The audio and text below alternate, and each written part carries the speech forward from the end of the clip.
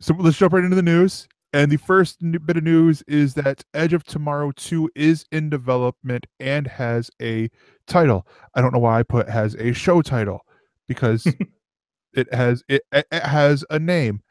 And actually, I don't know if you realize this or if the viewers or listeners of the show realize this. Edge of Tomorrow, just in the naming department, has a very interesting story. It was originally going to be called what is it? Live and Let Kill, based off of the comic book that this is sourced from. Or no, sorry, All You Need Is Kill, which is same from the source material, same from the comic book. And then they eventually settled on Edge of Tomorrow for the movie theaters, but they're thinking that the title was what didn't draw people into the movie. They're both kind of generic James Bondish sounding titles, which is not a bad thing at all. If you could just get paid to come up with James Bond movie titles, which are usually based off of the Fleming novels, but that's not a bad way to make cash. It's like coming up with your favorite porn names, based off of the street that you lived on, and I don't know, your first pet's name, which is mine is Danky McBottomstuffins. But what I do think is what happened is not so much that they changed the name because they thought the name hurt it. I think it was that they didn't want people to recognize that it was the same movie that tanked at the box office, because it undersold in theaters, but it was actually a pretty damn good movie when all was said and done. Yeah. And so and then eventually when it came out on Blu-ray and on video on demand, it was titled Live, Die, Repeat, which does seem to play off of what the story is about a little bit better than both the other titles. Yeah, it's not okay. I shouldn't say that it is titled. It's the box art is in big, like it's a movie poster. Live, Die, Repeat. You know, like boom, boom, boom, right below it. So the sequel to the movie is Live, Die, Repeat, and Repeat. And which would be a good it's a good title. I like that. I like the two because yes, All You Need Is Kill and then Edge of Tomorrow do sound a little they just don't describe generic. They just don't describe the film in any significant way. And if you asked me after seeing this movie and enjoying this movie what the title of it was, or what the original title of it was, I wouldn't be able to come up with it. It's just so generic. Yeah, but the interesting part is that, and this is a rarity where we had to narrow it down from one article about a guy, but Doug Liman, the director of the first movie, is on it was doing an interview about the movie The Wall, where he talked about a whole bunch of other things, like leaving the Gambit movie, his status for the new Justice League Dark movie for the DC expanded universe, and then they got talking about this, and he is excited about this because of the fact that it looks like Tom Cruise is going to be coming back, is ready to do it. Emily Blunt is ready as well. It's just a matter of when.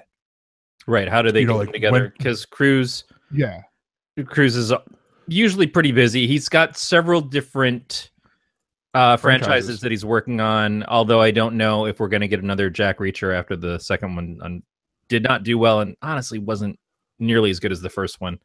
It felt like a TV movie, and he's got the Mummy film coming out, the Universal films that may cross over with the Universal monsters. Emily Blunt is doing Mary Poppins Returns right now, so there's plenty of things coming up from both of them.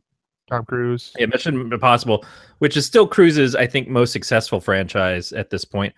I would like to see this one get to that point. I would certainly like to see the third one live, die, repeat, and repeat, and a finishing rinse, because that's what you do.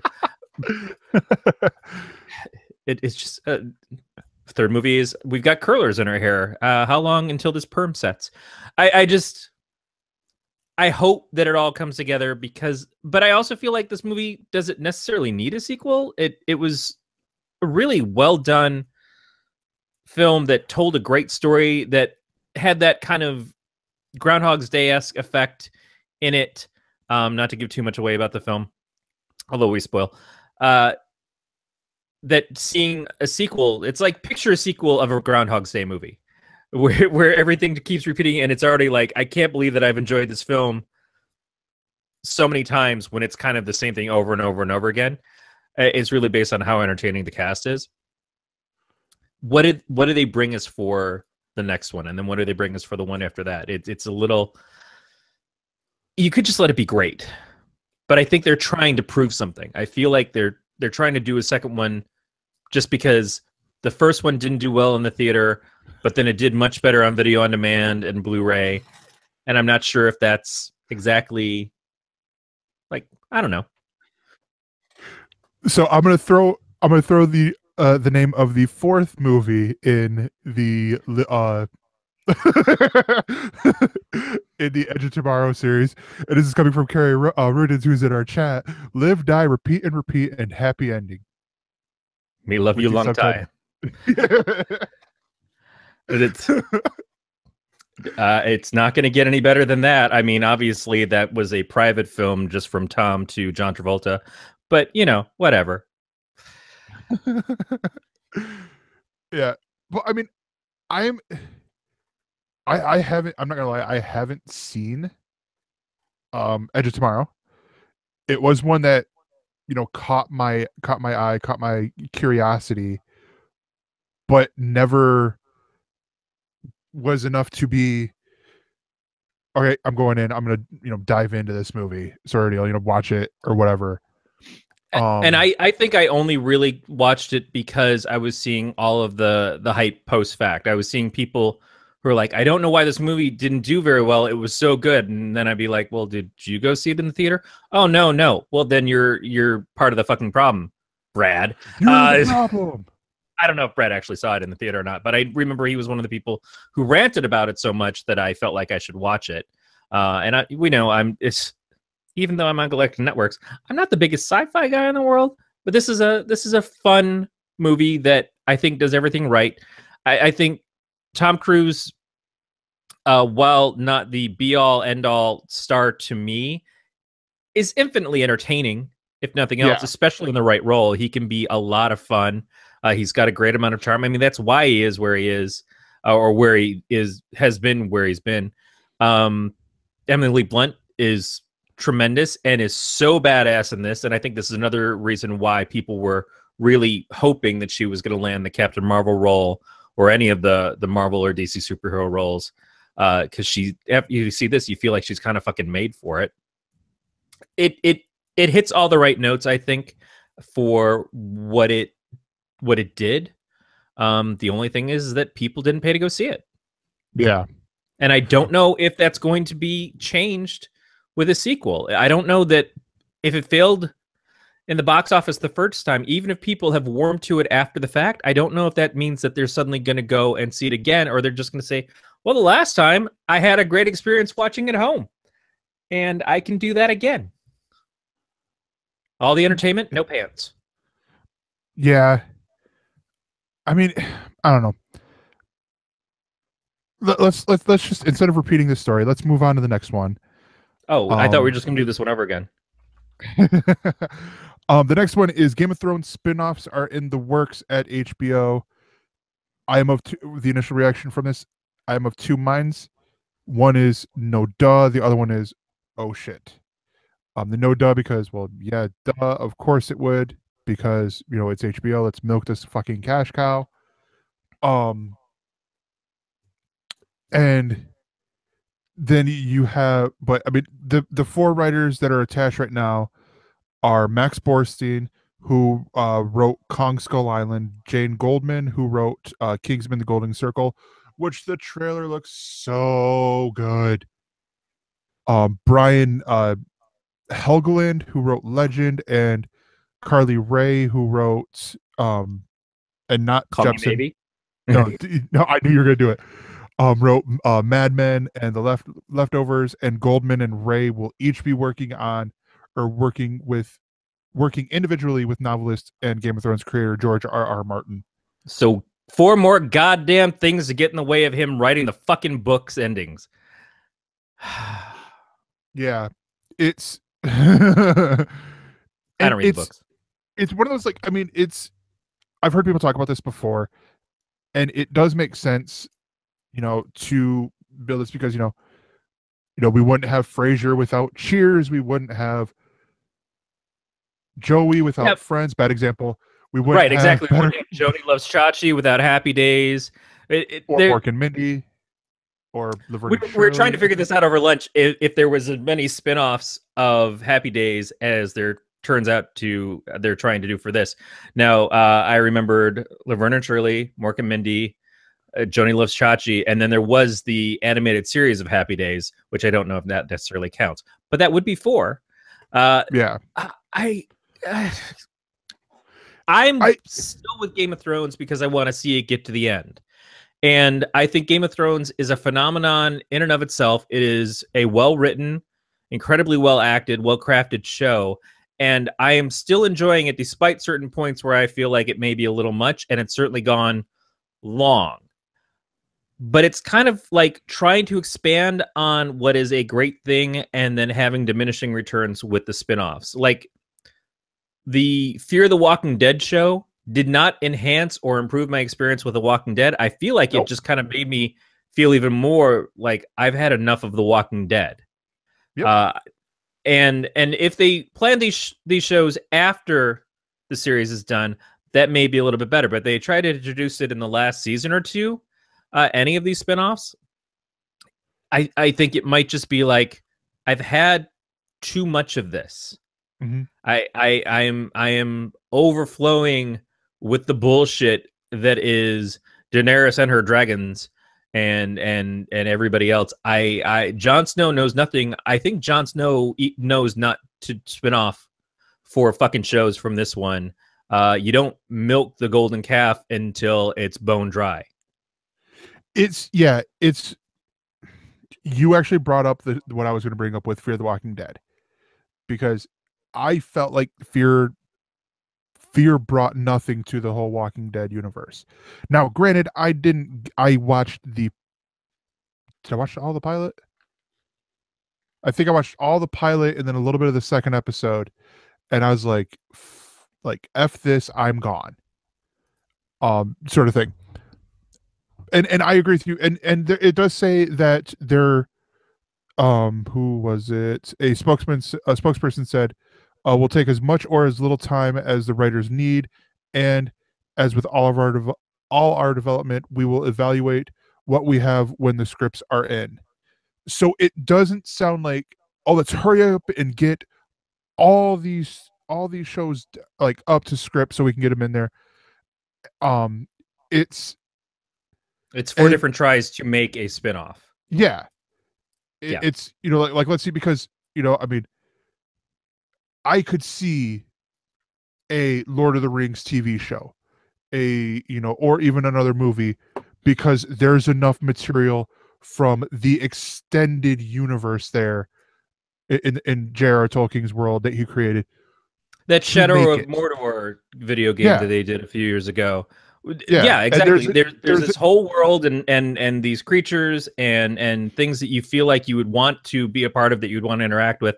It's a little different because it's a video game, but I completely agree.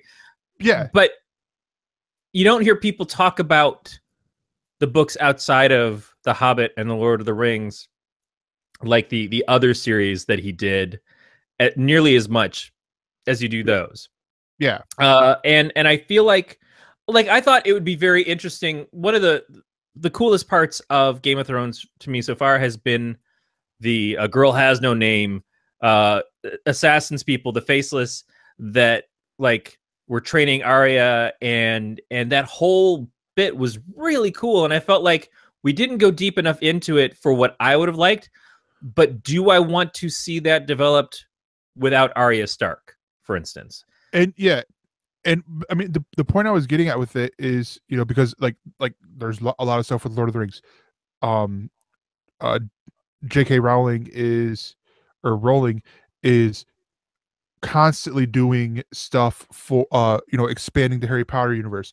There's what fucking thousands of books, thousands of comic books that are considered no longer canon in Star Wars.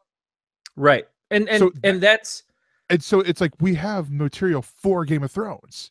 Like there's I think there was a history book that someone wrote that George R. R. Martin's like, I approve. And that you could pull stuff from. Yeah, but when you're talking about the amount of dedication to watch just the series itself, my wife the other day was like, we need to buy Game of Thrones so that I can rewatch the series again and kind of like see where everything started all over. And I'm like, we don't have to buy shit. She's like, well, why not? I said, because it's on HBO. We subscribe to HBO, so you can watch whatever the fuck HBO has, their own shows specifically. You can watch all that. She's like, I can watch it now? I'm like, yeah, god damn it. But the whole idea of going through this all over again is just so daunting to me. Yeah. And even just like, if someone, like, after I was halfway through Lost, and I'm feeling like Lost has stumbled a little bit for one, but just in general, like, I'm in the middle of Lost and then other shows are coming out and they're being like touted as the next Lost. I don't want another fucking Lost. Mm-hmm. I am spent with my Lost fixation. I'm already being used up by the show itself. And once the show is done, I need a fucking break from that shit. I don't need the next anything. I need something new to grab my attention. I am a little fickle. I may be a little bit like fucking something shiny over there, distract me. I'm okay with that, but more of the same. If you've already gone through and you feel that final like weight off your chest of like, oh, okay, now I finally know how it ends. I finally know who gets the throne. I know who lives, and it ain't gonna be a lot of people. I'm pretty sure of that. You need that moment of breathing back, and to say, and here's our next series with more of this world. It's like, no. I need a refractory period, man. You need to step off, okay, and let mama get a rest. All right, that's how I'm talking. Yeah, I mean, it's but I could be wrong. I could absolutely be wrong. Yeah. There's certainly enough things out there that showed that success can happen. But by the time they got to their third CSI, we knew they fucked up CSI. Yeah. By the time they go past 2 NCISs, they've already pushed their fucking limits. And Criminal Intent can't get a spinoff to work. You really need to be careful. Yeah. But it's not like they're going to make less money from it, because they've already made all the money that Game of Thrones is making. So they put out a little bit more, and maybe it doesn't have the success that the previous one did. But if it's any kind of success, that's just extra. That's just gravy. No, yeah, definitely. I mean, it's I think if the stories are good, then okay, yeah, sure. But I do agree with you, the whole, refractory period thing, because and you just take a drink, but take another drink, because I'm gonna mention the newsroom, and like how I'm like, okay, I really feel like they could do another season of the newsroom with the shit that's been going on now in the false news and all that stuff. Oh, it's ripe for that. And the newsroom was so short, and we felt kind of like it ended too soon anyways. Now that they're bringing back Deadwood on HBO. They're bringing back Twin Peaks, like the return of these things, because they're beloved and because we felt like we didn't get all we needed out of it. When they bring back X-Files, maybe we did get all we needed out of X-Files, but it's still kind of cool to see it come back after a period of time. I get that. I totally appreciate that sort of thing. I just so much of Game of Thrones is the love of the characters, is the love of the actors. If it's not going to have Peter Dinklage, I'm not sure how well it's going to do. If it doesn't have Jon Snow and Arya and Daenerys and these characters, I don't know how well it's going to do, because we already know that we've lost characters that we liked, but we haven't had that I love this character too often. Every once in a while, there's one that you feel like, oh, this could be my one true. Oh, nope, dead. Oh god, his face just crushed under by the fucking mountain. Shit. If on the other hand they do a cartoon about the direwolves called All Direwolves Go to Heaven, I'm fucking into that. but like I was saying with the newsroom thing, like it took a year before, like a year or two before I rewatched it, and I'm like, oh my gosh, like when I watched it, week to week, I was like, okay, yes, this is cool, I'm enjoying the show. But you're right, it did take that refractory period before I'm like, all right, what's next? What's Aaron Sorkin working on? Oh, he's working on a Steve Jobs movie. Oh, I think The Social Network was right around this time too, or before this. It's like, all right, okay, go to the next thing and all that. But that was the point I was trying to make. But yeah, I don't know. I mean, I am a Game of Thrones fan, but I'm also a Walking Dead fan, and we hit it. Fear of the Walking Dead does not interest me at all. I mean, yeah. I had more interest out of the 15-second a week shorts that they do with like Passages and Flight 92 and the online stuff. The online stuff that they then throw in to the commercial breaks. Like I have more, I like that more than I like anything else with Fear the Walking Dead. And it's like, all right, yeah, let's, like, maybe that's your market for Fear. But the famous quote is always leave them wanting more. And I feel like when you forget to do that, the audience eventually turns on you. You have to know how long something is going to be good and do just to that point, or maybe even just under it, because then people will look at you on the long term with a greater appreciation than if you just overstayed your welcome. It's I'm going to emphasize that same thing with Graham Linehan, the guy who created The IT Crowd, one of my favorite British comedies of all time, full stop, period. He talked about they had done 4 seasons, and there were in talks, there was talks of them doing a 5th, and he said, this next thing is going to be the last thing we do, and it ended up being, the 90-minute special. But because he didn't want to run into the zombie TV show thing, which is like other comedies that were on at that time sort of fell into that track. The Simpsons has fallen into that track numerous times. It's been a zombie show for 10 years, I'd say. Really? I mean, if only I could find a podcast that discusses the post-classic episodes of The Simpsons to rate the worst one. Where could I find that? Worst episode ever, WePodcast.com. Hey, look at that. I was like, wait, what is he doing? What is he doing? He's going rogue. But no, so I mean, I don't know. Take that for real. Our final news story for the night before we get into Else Views and Else Words is we got this, like Corey brought this up like not like a half hour ago. This is so like breaking news. It's almost like we're actual reporters. Tasty fresh. Yes. So fresh. Finally, we got something ahead of you, current geek. Yay, thank you. But no, it's the Hellboy. There's a Hellboy reboot in the works with Stranger Things and Newsroom star David Harbour. This is coming to us from the Hollywood Reporter and was confirmed on Mike Mignola's Facebook account, which neither one of us could look at because Facebook wants. I was able to get back on finally, and I saw and that's what allowed me to say go ahead with the story, is because Mike, being the creator of Hellboy, I'm like, okay, if he says it's real, then it's real. Yeah. So for those of you guys who do not know, Hellboy started out in 1993 as an indie comic that told, or indie comic hit, I believe started at Dark Horse, right? It was always been at Dark Horse. Yeah. And it was told this story of a demon being raised by a professor that works to fight the supernatural evildoers for an organization called the Bureau for Paranormal Research and Defense.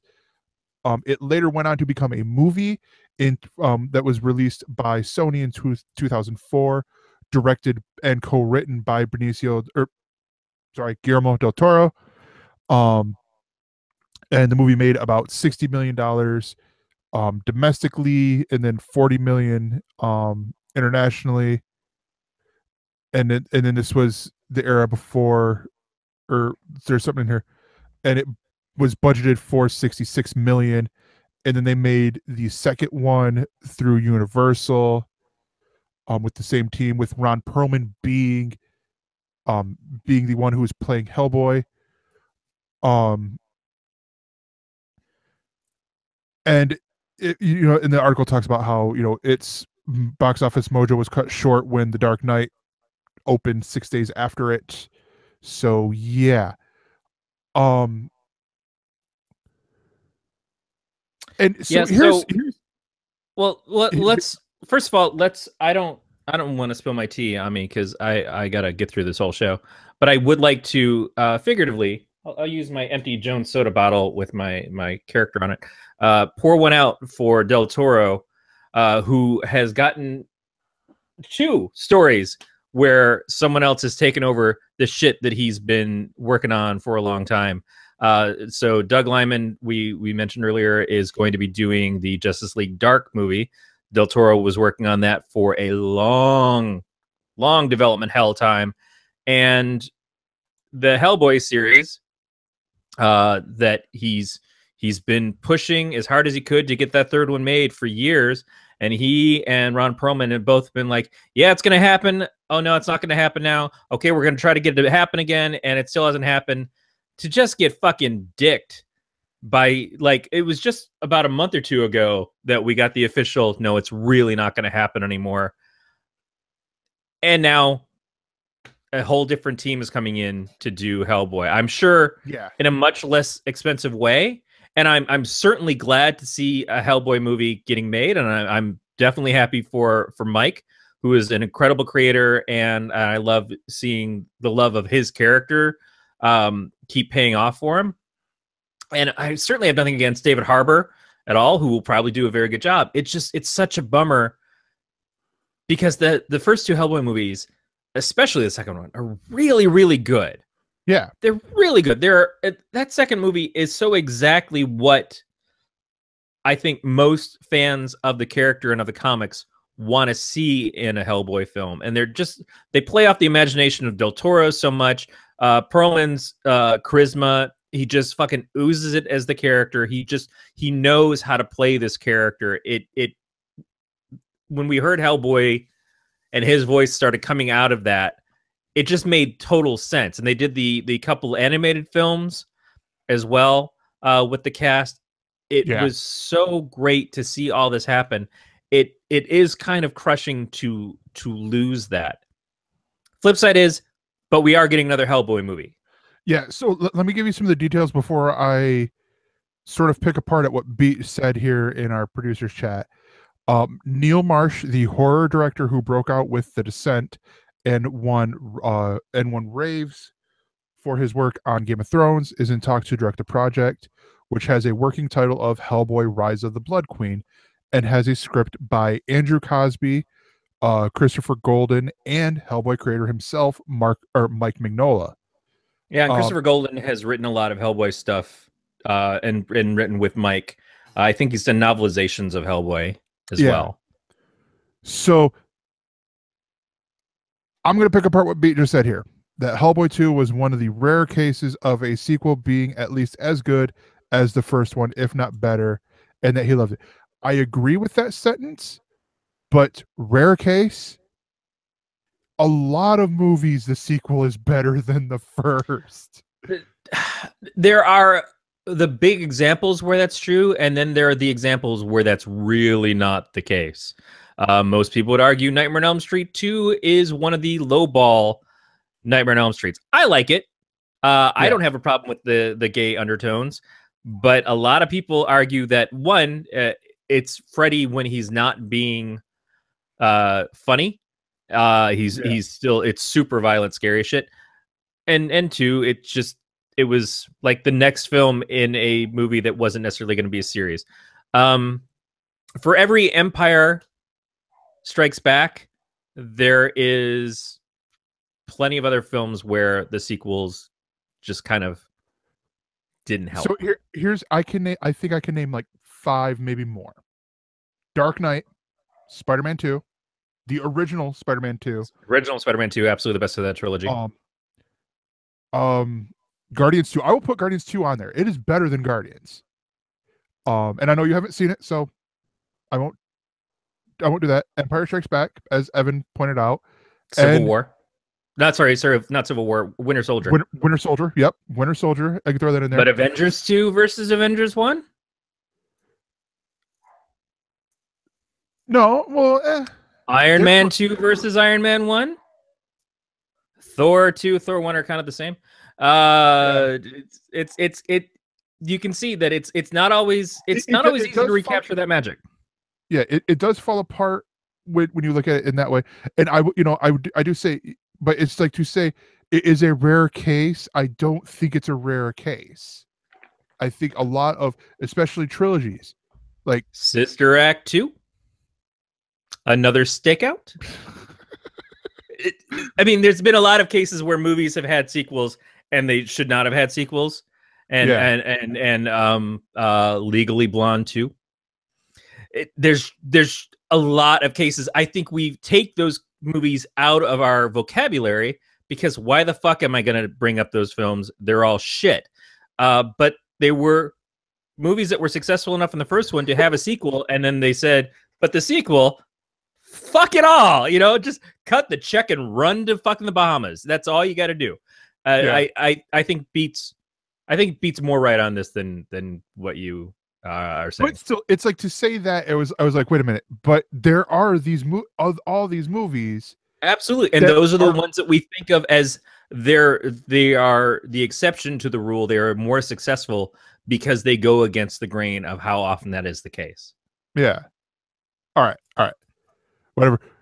Consider this a young man's crying foul of what the older folks are saying here.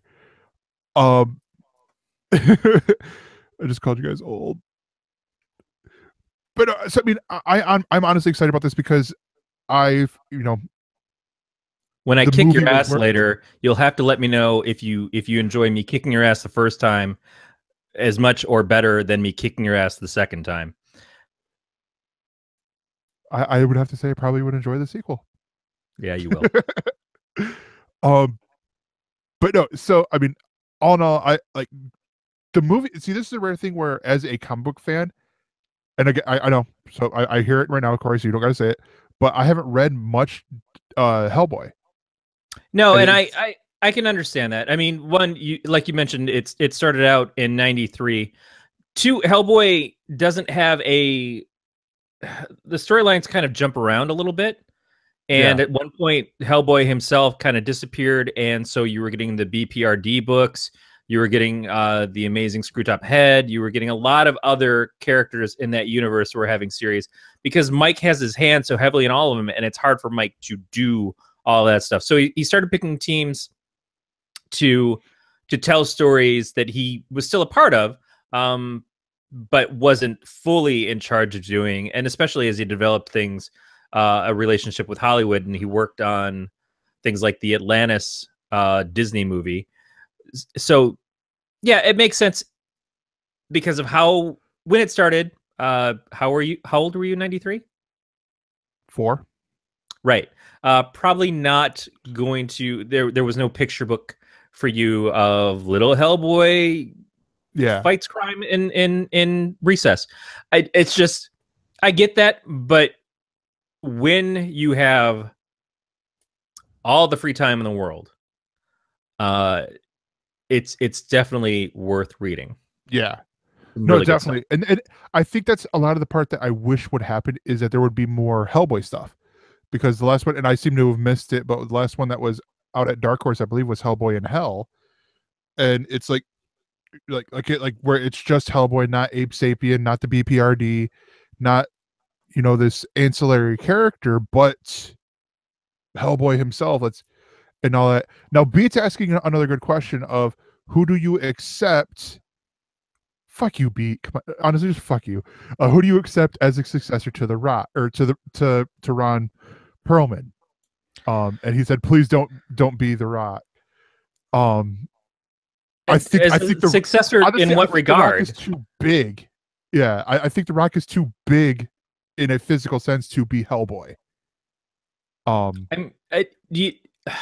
you asking me not in Hellboy sense, but in like Ron Perlman's legacy of the kind of actor and the kind of character actor and stuff that he is, the person that you kind of root for, even though he plays a bad guy, that he's done so many different parts where for the first several years, it was almost like you never recognized him in things because he was playing behind so much makeup, like the Beauty and the Beast series on CBS or any other number of things.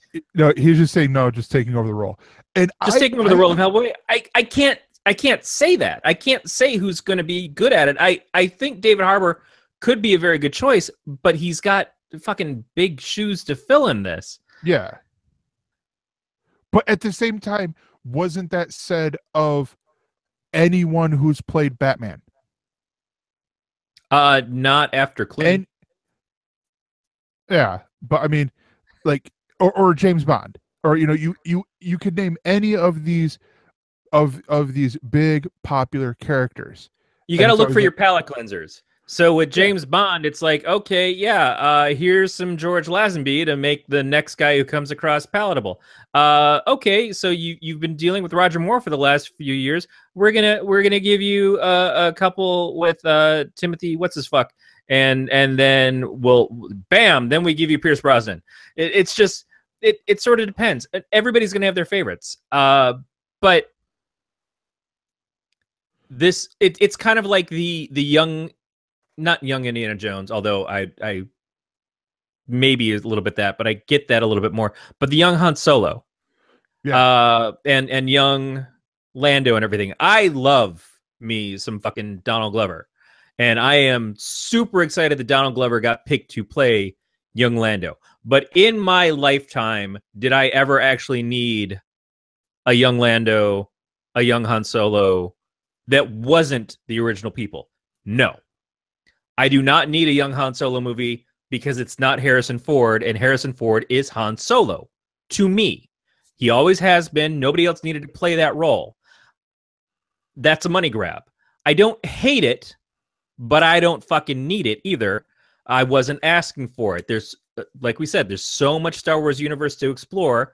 You can do that. So it feels a little shitty to me. I know Harrison doesn't give a fuck. But I don't think that was necessary. Yeah. But if you're going to do it, then I don't know anything about the guy who's playing Han, but the guy they picked to play Lando, fucking aces. Sure. I totally get that. But he's going to spend the entire movie, at any time he's ever playing this character, being compared to Billy D. Williams. You know, and he could even be a far superior version, but he's still going to be compared, fairly or not, to Billy D because Billy D was Lando. Yeah.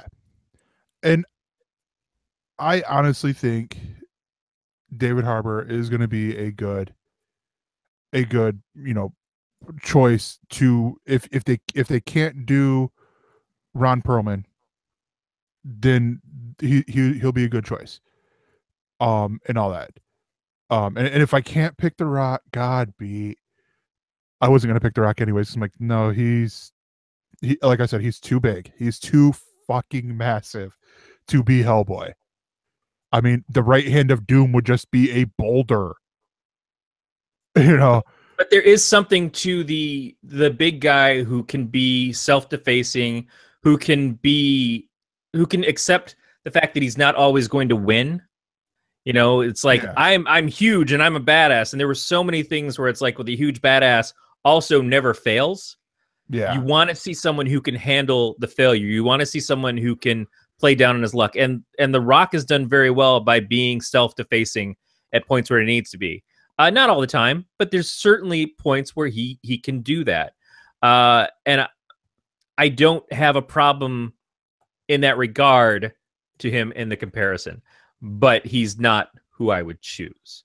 Yeah. And I think another part of it is that Ron Perlman has been able to hide behind makeup, not saying like he's not putting himself out there, but I'm saying is you can see him in so many different things, and for a long time not even registered that it was him. Yeah, like before Hellboy, and I remember because I have the DVD and that's what they talked about. He was in a live action Beauty and the Beast where he played the Beast. Right. Yeah. And all that. And so things like The Name of the Rose, where I think he speaks Latin the whole time, or maybe French or something. It's just so many different things that I've seen him in where it's like when Hellboy happened, yes, he was dressed up as Hellboy. They did fantastic prosthetics and everything, and they made him look like the character straight out of the comic. But I also felt like it was the first time I knew who Ron Perlman was. Yeah. On screen. And I really love that about him. And we've seen him kind of get to break out after that even more, in roles like one of the villains in Blade 2, or in what was the one with the giant Pacific Rim? I think he was in that. Just like anytime you see Ron Perlman, you're like, fucking Ron Perlman. It's like seeing Bruce Campbell. Bruce Campbell probably wouldn't have been a bad Hellboy. Yeah. What about John Hamm? John Hamm, I think, could do it. Yeah. I'm assuming it's Growly Bear. Growly Bear and Carrie Rootens in our chat are the same person, I think. No, Growly Bear is different. Oh, okay. So Carrie is put it out and all that. But I mean, I don't know, because I'm with this. I'm a little bit more horrible at making casting choices with this. Like, because I was thinking, well, what about the Selma Blair character? Then I'm like, well, no, you can get Aubrey Plaza, and I'm like, all right, fuck it, I don't know. But yeah, so I'm interested to see where this goes. It is cool to see that Mike Mignola is involved because I mean, I think those movies tend to look the best, or shows look the best when the creator is involved. Yeah, as opposed to people who say, well, what I'd really like to do is see Hellboy break Abe Sapien's neck. Just throwing it out there. Just saying, maybe at some point we have the professor, but we don't actually call him the professor, and then we just have him get shot randomly because he's hanging out in the fucking Middle East somewhere. Yeah, just saying, it kind of works a little bit if you're a comic not fan. But no, so I think that's going to do it for the news, and we will be right back.